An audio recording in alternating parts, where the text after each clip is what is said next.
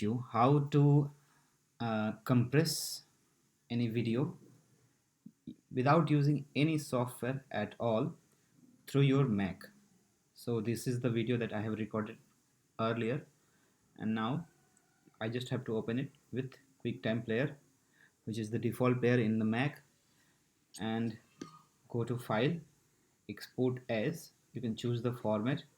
So 720p is the HD format, which is pretty smaller version.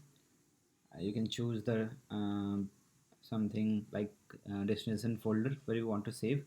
You can name it and then click on choose the destination folder on the desktop, name it test, and then save. After that it's done uh, within within a minute, which is being done. Until then I can do your work if you want. So yeah, it's being done. Once it's done, I will show you the format. Like you can close the video right now. It's being done. You can see the current size of this video. It's 471 MB, right?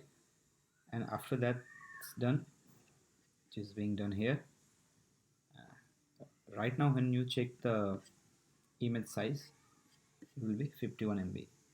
Significant decrease in size.